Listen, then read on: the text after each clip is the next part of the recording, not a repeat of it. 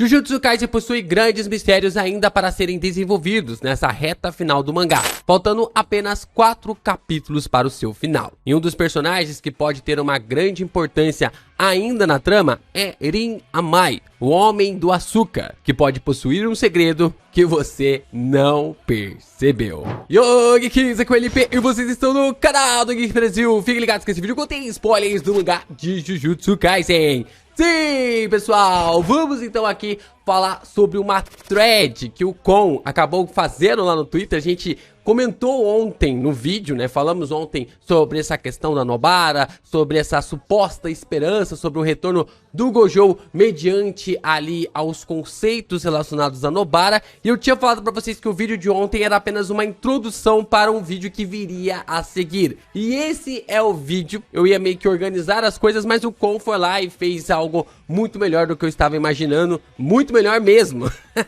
E assim eu decidi trazer a thread dele aqui para o canal. Se vocês não seguem o Kon, sigam ele lá no Twitter e Yamato Shoku lá no Twitter, o arroba dele pra vocês poderem acompanhar. Então vocês já sabem, né? Já deixa seu like, se inscreve aqui no canal, compartilha esse vídeo com seus amigos. É muito importante você continuar reagindo aos nossos conteúdos para que o YouTube divulgue ainda mais os nossos vídeos pela plataforma. Você sabe, né? Você sabe que você precisa reagir, deixar o seu like. Não tem desculpa para você não deixar o like desse vídeo, tanto na vertical quanto na horizontal. Você pode deixar o seu like e ao mesmo tempo deixar o seu hypar, porque este conteúdo, meus amigos, este conteúdo promete mexer um pouquinho aí nas suas caraminholas, mexer na sua cabeça, mexer ali nas suas crenças para esse final do mangá.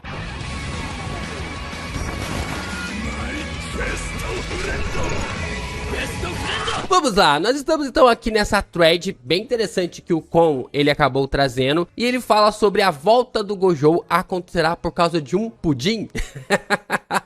Eu amo essas threads que começam com uma loucura e no final dá a volta. Sabe aquela coisa que, tipo assim, o negócio é tão doido, mas tão doido que dá a volta e chega do outro lado e você fala, caraca, faz um puta sentido. Vem comigo porque essa loucura vai fazer um sentido na sua cabeça. A gente começa com o Kon dizendo assim, Yuta e Kenjaku, né? Perdão, Yuta e a técnica do Kenjaku. Aí nós temos os tópicos relacionados à teoria, que é Amai e Asuka, Shoku e transferência, técnica esgotada, copiar versus entender, Rika e Orochimaru. Assim o Kon então começa com uma introdução sobre o que ele vai trazer no conteúdo, né? O que ele vai trazer ali na thread. Ele começa dizendo o seguinte, ao que parece, o Yuta matou o Kenjaku e deu o cérebro dele para Rika comer e copiar a técnica que possibilita a troca de corpos. Então, ele usou essa técnica para ocupar ali o corpo do Gojo. O tempo de duração da cópia do Yuta é de 5 minutos. E ninguém sabe o que acontecerá ao fim desse período. Por exemplo, a técnica do Kenjaku pode se desfazer. É muito importante lembrar que o mangá nunca explicou claramente como a técnica do Kenjaku funciona. Não sabemos nem o seu nome oficial, nem o nome oficial dela. O que nós sabemos é que é uma técnica que possibilita que o usuário troque de corpos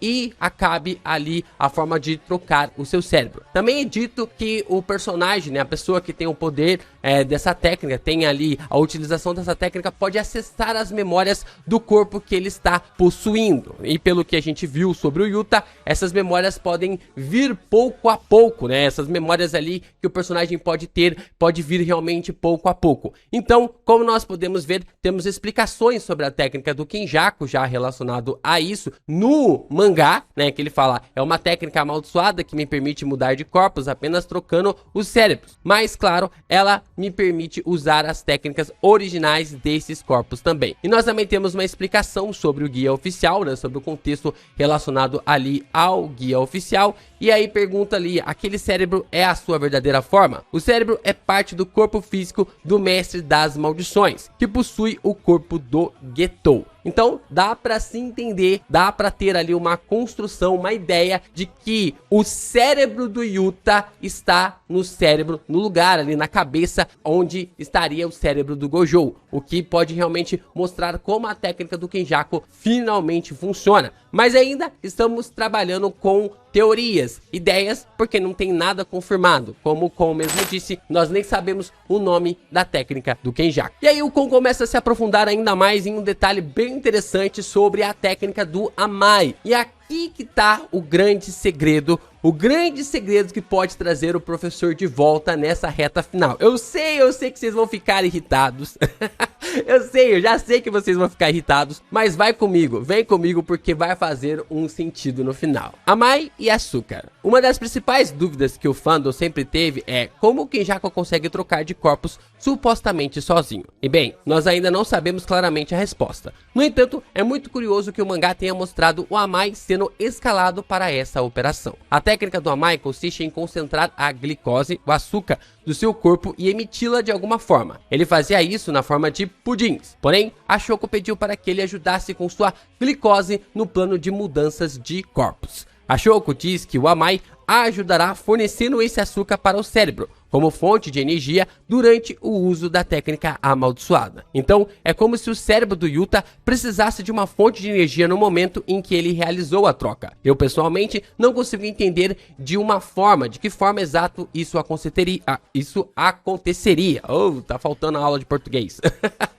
Só se o cérebro fosse sair andando até o corpo e para isso precisasse de energia. KKKK. O Kenjaku não deve ter precisado disso para trocar de corpos anteriormente. E aqui eu concordo com ele.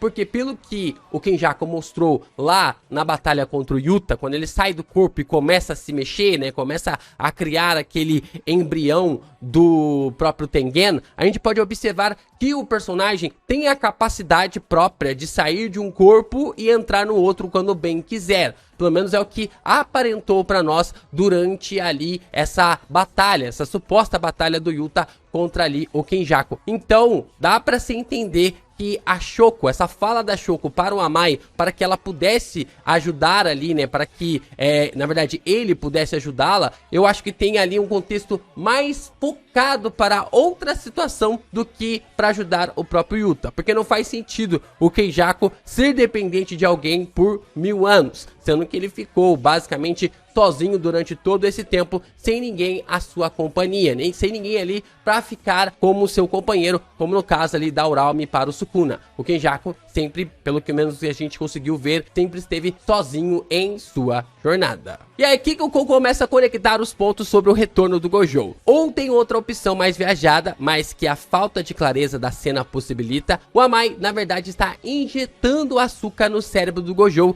que foi retirado do corpo. Assim, o cérebro seria mantido vivo na esperança de Yuta voltar para o próprio corpo e colocarem o cérebro do Gojo de volta no lugar depois. Também há curiosidades de que o Gojo ama açúcar e doces. E lembrando que a glicose é essencial para a produção de energia do cérebro e ele a recebe constantemente através da corrente sanguínea. E isso é uma pura verdade.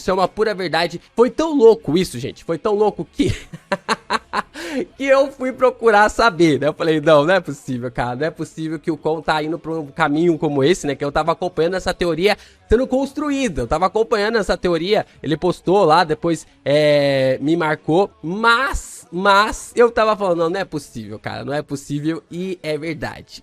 Gente, vocês não têm ideia de quanto açúcar o nosso cérebro consome para se manter ativo. É falado aqui para nós que o cérebro consome cerca de 20% da energia do corpo em repouso. Essa energia é majoritariamente derivada da glicose, que é o principal combustível para as células cerebrais, os neurônios. Olha só, então o cérebro ele é movido ali através da glicose, que é fornecida através do açúcar. Então nós temos algumas conexões aqui. Pode fazer ali algum sentido?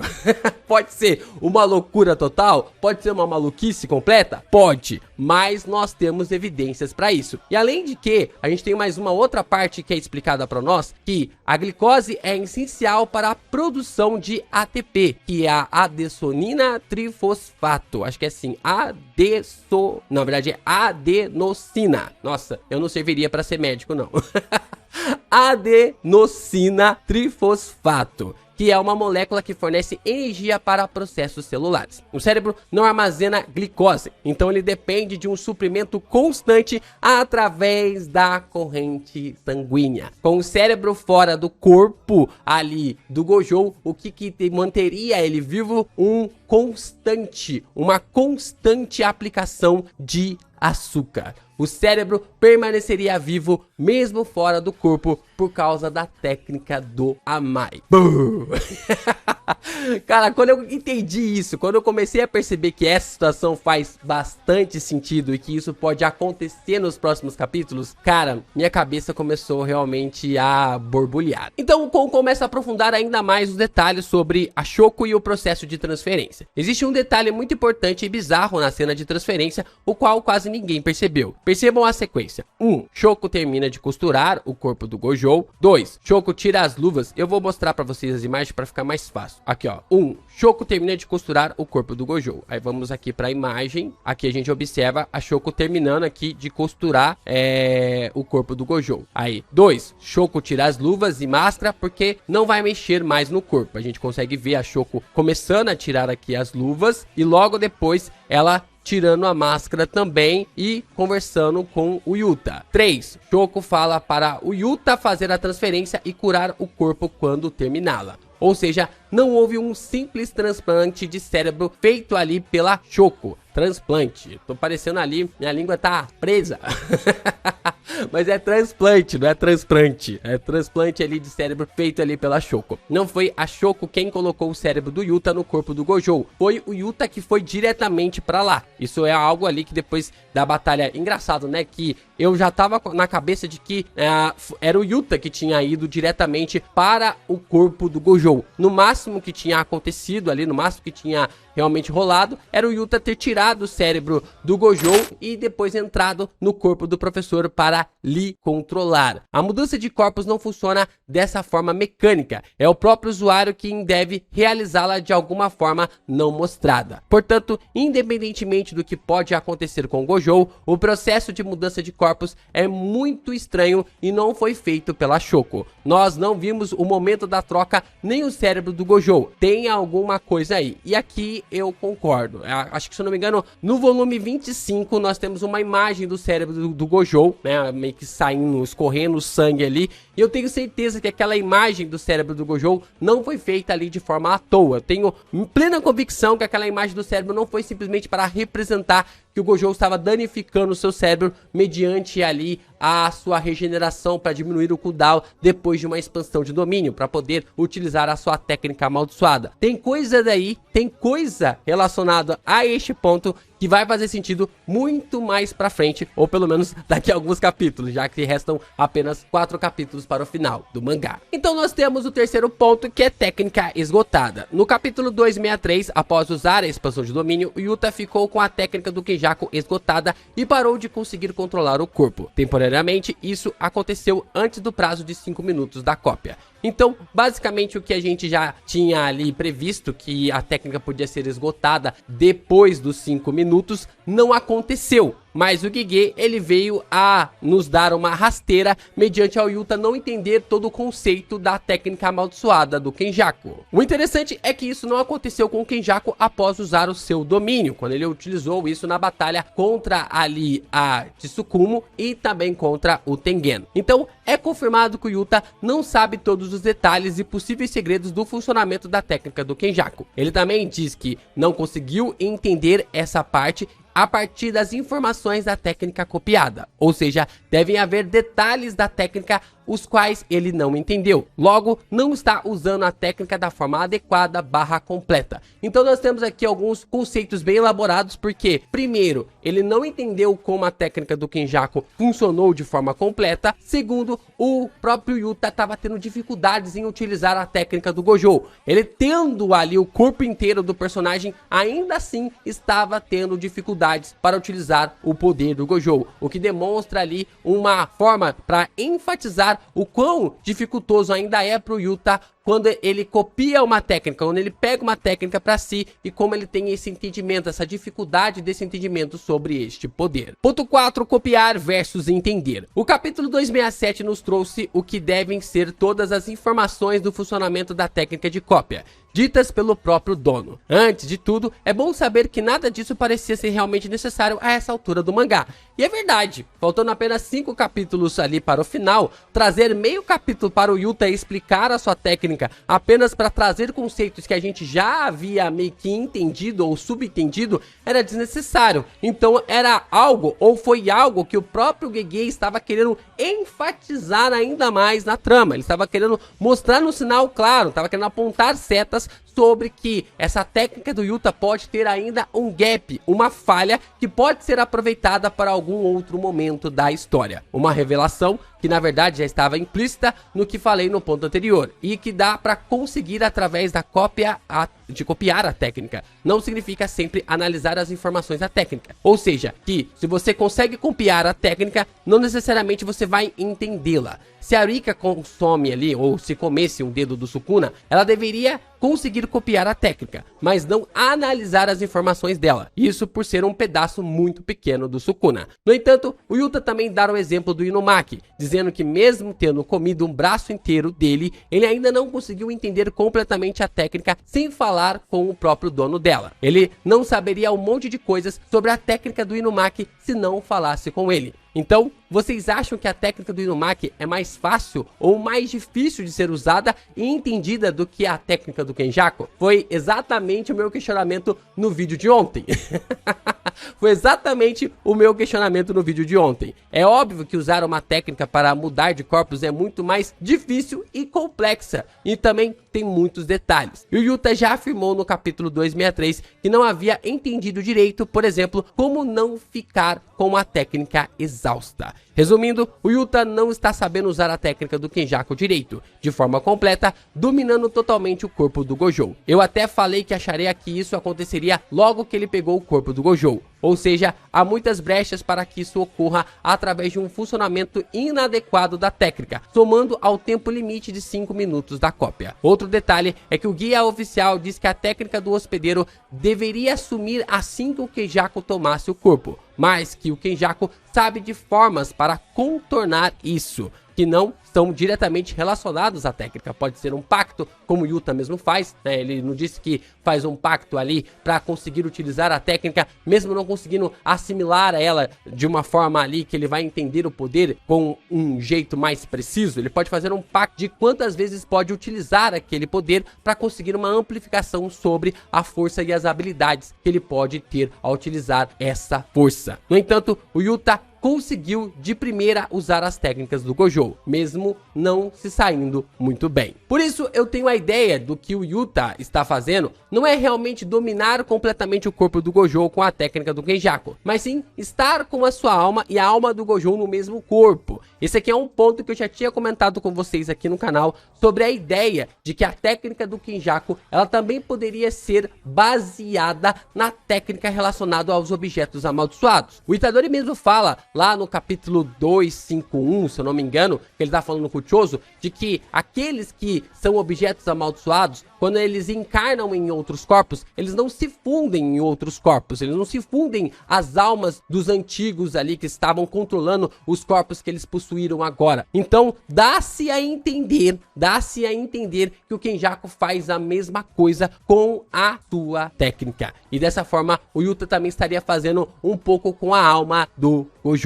O Yuta está conseguindo usar parcialmente as técnicas do Gojo porque ele deve ter experiências, ele teve experiências com isso no treinamento de substituição. Além disso, se a técnica do Gojo não sumiu do corpo, pode ser que as informações do corpo e da alma ainda estão muito frescas. O corpo morreu há menos de 1 hora, logo, mesmo caso ali do cérebro original do Gojo não retornasse fisicamente, é possível que a consciência dele retorne ao cérebro que está no corpo, caso a técnica do Kenjaku acabe e o cérebro passe a ser um cérebro normal, não como uma técnica ali relacionada ao do Kenjaku. E é bem interessante parar para pensar nisso, porque o próprio Gege, ele falou no guia oficial de que restava quase nada, né? Pelo menos foi traduzido para nós aqui através do Brasil, restava quase nada da consciência, né? Da vontade do Getou ali no corpo do Kenjaku, né? Na forma ali do receptáculo do Kenjaku. E mesmo assim, ele reagiu. Mesmo assim, acabou querendo lhe enforcar. Por mais que a sua alma que lhe daria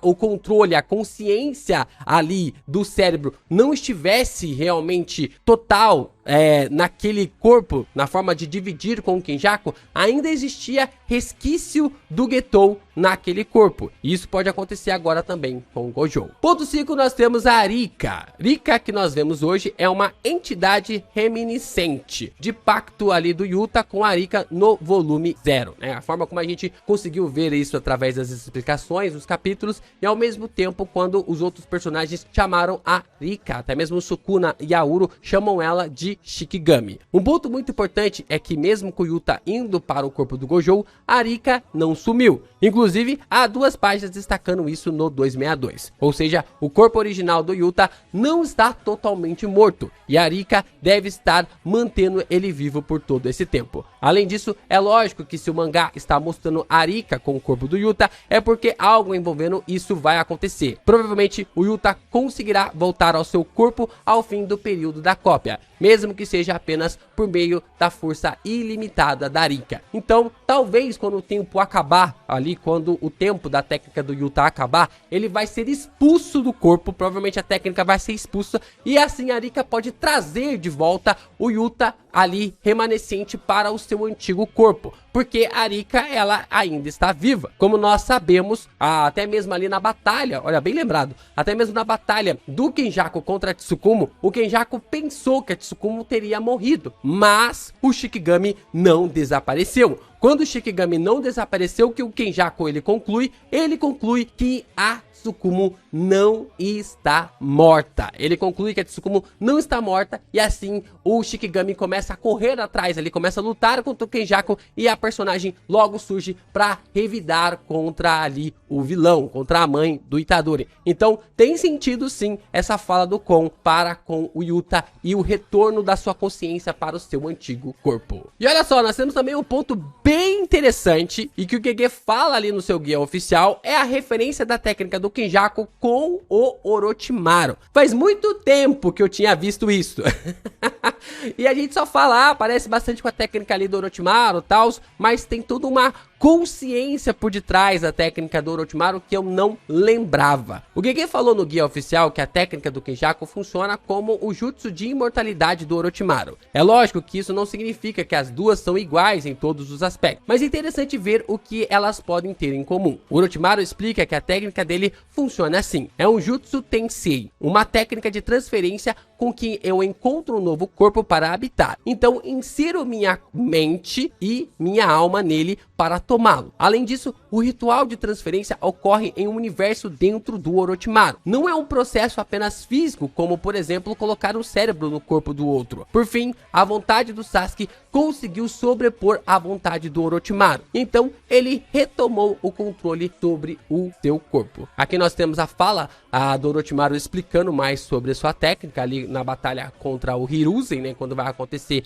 esse confronto contra o terceiro Hokage. Depois nós temos o Sasuke entrando dentro da consciência do Orochimaru, vendo que se tratava realmente ali de uma técnica realmente muito apelona e que ele podia manipular até mesmo a metafísica para conseguir tomar a consciência do Sasuke. E aqui a gente consegue ver o Sasuke vencendo a força de vontade do Orochimaru. O Orochimaru até falando lá, não, porque eu sou imortal, eu não vou morrer aqui. Ele fala que os mistérios da natureza pertencem a ele e tudo mais. Pode até perceber a forma como o Kenjaku ele acaba meio que morrendo, sorrindo, enquanto o Orochimaru, que era para ter a sua queda neste exato momento, começa a cair ali em desespero, mostrando a diferença dos personagens e como o Kon mesmo disse, talvez as técnicas tenham semelhanças, mas que não sejam totalmente iguais. Mas eu tô muito crente, inclusive tem um outro quadro que eu mandei pro Kon, que no anime mostra as consciências em volta ali do Sasuke, todas as consciências que o Orochimaru tomou. Então pode ser até mesmo que a construção ali sobre a técnica do Kenjaku seja exatamente assim. Lembrando que ele pode utilizar mais de uma técnica. Ele utilizou a técnica da Kaori, ele utilizou a técnica do Getou e também ali conseguia utilizar a sua própria técnica. Inclusive a Tsukumo teorizava que ele podia utilizar uma quarta técnica. Então supostamente dentro ali do próprio Kenjaku ele pode subjugar dentro da sua consciência, dessa área metafísica, ele pode subjugar as almas, sem deixar com que elas permaneçam com as suas consciências, fazendo assim como Orochimaru fazia com seus antigos hospedeiros. E sim, meus amigos, sim, a gente pode observar o Amai tendo uma puta importância para manter o cérebro do Gojo ainda vivo, ainda ativo, através do açúcar. Seria pelo menos muito engraçado ver ali um grande pundinzão. Ver ali um grande pundinzão e dentro do pundim tá lá o cérebro do Gojo. Caraca, isso seria realmente cinema. Seria muito engraçado ver esse cérebro ali do Gojo dentro do pudim. E aí, o que vocês acham? Eu sei que muita gente não gosta desse tipo de teoria, que são bem viajadas, mas que no final dá uma buta volta e faz um total sentido. O que vocês acham sobre essa opinião? Vocês acham que dá ainda para o Gojo retornar através disso? O Yuta vai retornar para o seu corpo? O Yuta vai morrer no corpo do Gojo? Vai ficar elas por elas? O Yuta vai realmente ter a técnica do Kenjaku, mas ainda não vai conseguir todo o aprimoramento? O que vocês acham? Deixa aqui nos comentários pra gente debater e discutir ainda mais sobre esse assunto.